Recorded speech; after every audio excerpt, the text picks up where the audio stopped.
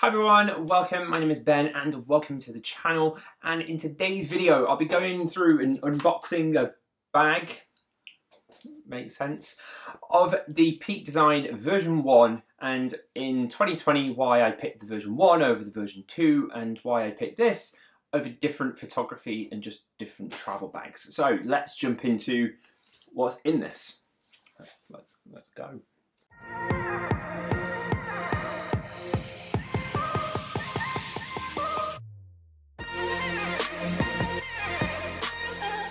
Okay, so genuinely, I've not opened this. It's literally exactly as it was when it got delivered earlier today. So I thought, why not make a video over it? And I guess this is exactly what you would get.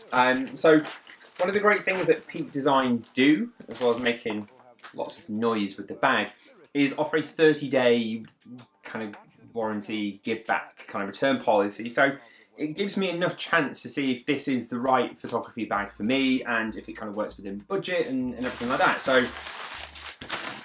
let's see what we get. Okay, so nicer than the blue bag, which has my docs in. So this is what we get, which is pretty cool actually. I've not bought a bag of this expense before. So you've got the Peak Design logo here, got some nice decal on the back. Now it's kind of like a zip tab, kind of open up on the top here. Anything else? So this is the, oh, here we go. So it's the everyday backpack. It's a 30-litre, designed in San Francisco, but only made in Vietnam. Bad on you, Peak Design, but for the planet's member. So it is economically and environmentally friendly. So open up at the top. How do we do this? Pull. Oh, it's just a pull tab here. Ah, okay. So no, slightly confusing. That's kind of annoying, but oh god, this is kind of embarrassing on camera. But I can't open the bag. Oh, right. Oh, here we go. Okay, so not the easiest to get into. Kind of like kind of gripped it here. It's kind of annoying because I'm probably going to need to keep this bag, but it is well kept in this bag. Okay, right. So let's get in. So inside the bag is another bag. There's lots of bags. So here we go. This bag is not a toy, which is good to know. So we have here, it's in plastic casing, which I guess is good. It keeps it protected from yodel. Okay, so I went for the one, I believe it's ash. So you've got black, like a charcoal, you've got this ash, and you've got tan in the 20-litre. I went for this. It's like the most generic, hi, I'm a photographer, Peak Design bag, so thought I'd stay really original. Also, I did like the grey. So I did like the grey. I liked the kind of like accents of blue and the leather. But on first impressions, it's pretty nice actually. It's just as big as I probably wanted it to be, which is good. I'm kind of literally from like an Under Armour bag, because I bought my camera gear and then just put it at the bottom, but I needed something that was definitely more protective. You've got expensive equipment, it's best to kind of protect it. It's quite thick, which is good. It's nice. Like, I like the look of this. It's nice. I'll do some B-roll shots of having this actually up. But these are quite cool. So you've got it where the back strap is kind of connected here by some metallic elements, which is good. It's not just like the fabric that's on there. Got the little Peak Design logos here. You've got the buckles, which I think you can add like the Peak Design buckle for your camera, which I don't own.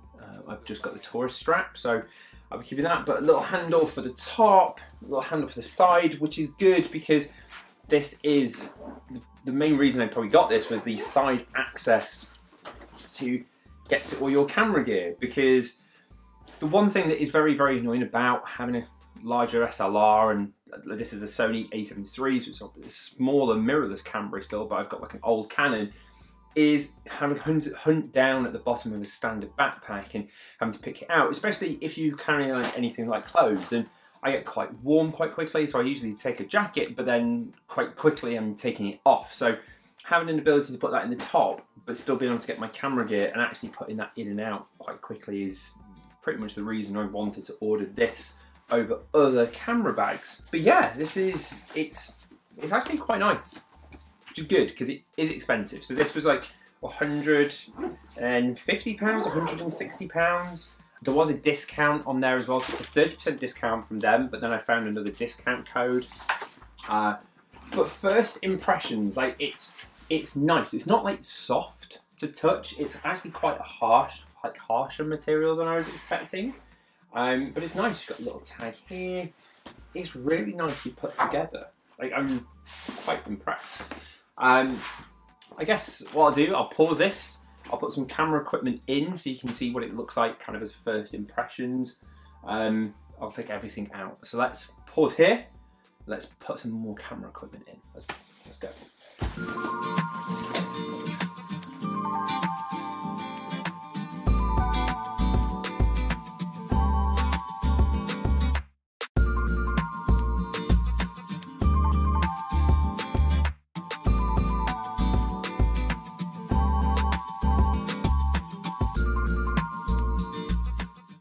Right, so I've put some camera equipment in here, gone through it actually for about 5-10 minutes to actually get my head around the bag, and found some really cool little bits which will probably come in handy. So I'm going to the Lake District later next week, so I'll be taking the bag and I think it'll come in really quite handy. So to start off, there's some cool little pockets around the version 1, and one of them is this magnetic part just at the bottom here. And what that does, it holds in these kind of cable ties, which are completely adjustable and you can tighten them. And then they hook onto this bottom bit here, which is really good for a tripod. So you can put the tripod at the bottom or any other desirables, maybe like a large umbrella, which I think that might look a bit weird when you're walking like that. And then they just go away and it's just with a magnet, like magnets, really cool. There's magnets all over the bag. So I've got this, let's say, with some camera equipment in now, not just the protective gear. So I would just kind of slide it open like this. So you'd have maybe a lens, and kind of a camera, and trialing it on, I'd probably need to swap this around to kind of flip around to the other side, which is just a bit more dominant for myself. But literally, that kind of makes this really, really good. So I put the Sony in there. I'd maybe put a couple of lenses in here, maybe one either side of the bag.